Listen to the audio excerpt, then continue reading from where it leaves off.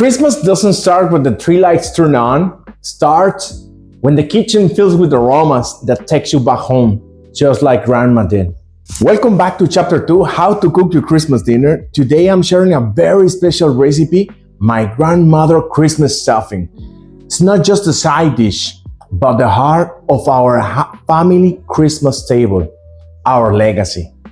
This is where the magic happens. This stuffing is all about balance, savory and sweet, soft and crunchy, just like Christmas itself. For our recipe, this is all our ingredients.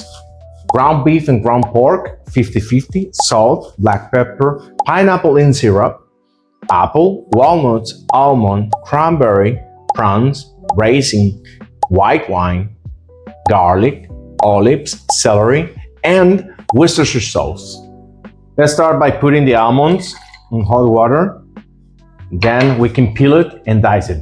Now we're going to use our cutting board, but it's important before we use the cutting board, we need to put a piece of fabric on the counter. So like this, our cutting board, it gets to be steady while we are cutting and it's not moving. And it's important also to have a very sharp knife, because like this, we can just do what we're doing without hurting ourselves, okay? It's very important to have a sharp knife.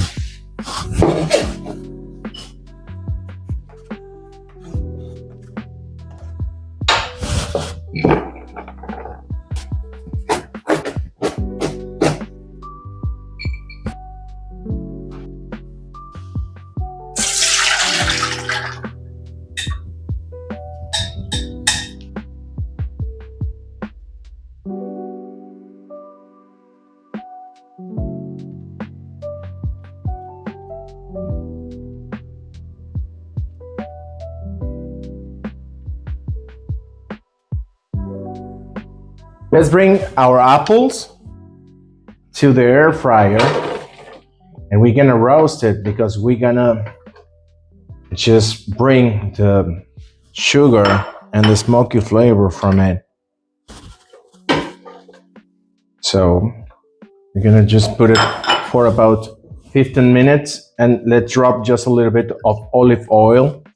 So like this, we have a better consistency. Turn on, select the chamber, roast, and then start. 15 minutes, and then we're gonna get it ready. There we go. Look at this beauty. We have our apples. Now we're gonna use our digital grill, and we wanna put some oil. Let's rub the garlic.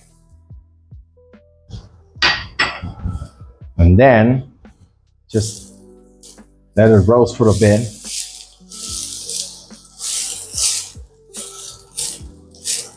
And next, we add the pineapple. And we let it grill for a bit. So like this, we mix the flavors, the sweetness from the pineapple and the roasted flavor from the garlic. Next, we add the celery, and now it starts to smell like Christmas. My grandma always said, if the base is done right, then the rest will fall in place. Take your time here. Let the flavors mix down and let it develop. Like this is where everything begins. Let's drop a little bit more of olive oil. Let's Wait until our pan is really hot, and then we can start dropping the meat, the ground beef, with the pork, the ground pork, and we're gonna let it grill for a bit, seal it, because we want to bring this grill flavor into our stuffing. Some fresh pepper, a little bit of salt, and the Worcestershire sauce on top. And let's let it grill. So like this, we bring this grill flavor into our stuffing. Now let's pour some wine, and let's keep mixing properly and let it dry. So like this, we have a lot of flavor. This is amazing. The smells, colors, texture. It's just like my grandma did. Now comes the Christmas magic. We're gonna bring the pineapple, celery, and garlic, the apple, all of it, olives, the prawns. We just put it like this, and to put it all over. The cranberries, the raisins, the almond, for the last, not the least, the walnuts. This was my grandma's way to remind us that Christmas should always have a touch of sweetness. The white wine lifts all those flavors from the pan, bringing every ingredient, every memory together, and brings a lot of flavor into our stuffing. This stuffing wasn't just made to fill the plate. It was made to bring us together, to slow down and remember why we cook like this. Let's try it.